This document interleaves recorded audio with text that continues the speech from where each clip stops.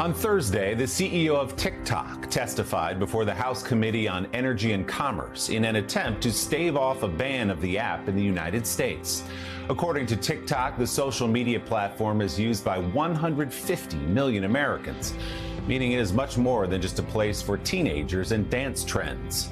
But critics say the popular app is a tool of the Chinese government used to collect data and to push divisive narratives into the American bloodstream. NBC News technology correspondent Jake Ward looks closer in our Sunday Focus. Americans spend hours each day on TikTok, a platform where anyone can find an audience for their thoughts and skits on politics, music, muscles, mental health. And this week, the company flew some of its most popular creators to the Capitol. I'd never been first class before, and I enjoyed every second of it. They came to argue against a possible federal ban. People should be allowed to go on that.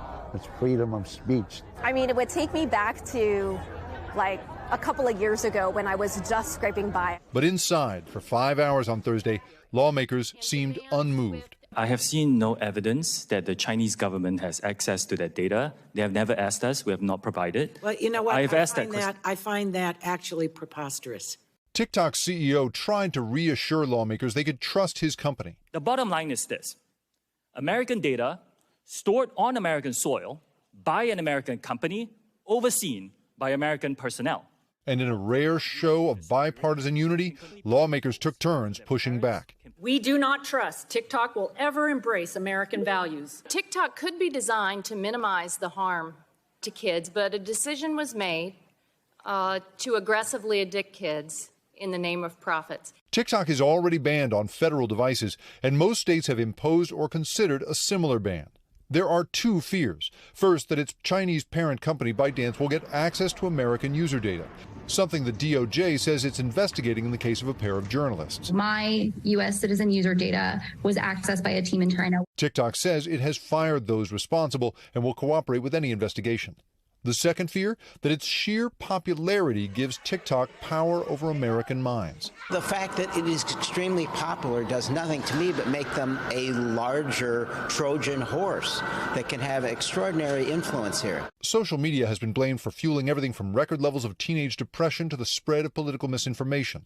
So why is TikTok being singled out? I think TikTok is in a difficult place in that they are a pawn in a geopolitical game between the United States and the People's Republic of China. Certainly the issues brought up at the hearing were ones that we've seen leveled even against American companies. Experts from inside the industry say a one-off ban is not the solution, calling for federal laws on data privacy and transparency. I think the real solution is regulation that sets rules for the road that are thoughtful and meaningful, and so it wouldn't just apply to TikTok, it would apply to any app.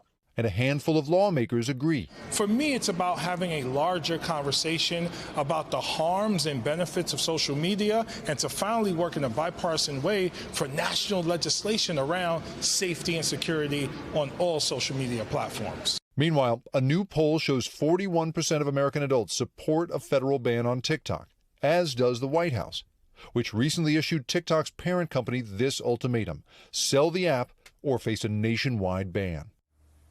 And Jake joins me now live. Jake, good morning. Adding to the intrigue there, the Chinese government said this week it would firmly oppose that sale of TikTok. So there are a number of social media companies, as you say, that collect data and influence national conversations. So why is there such an intense focus on TikTok?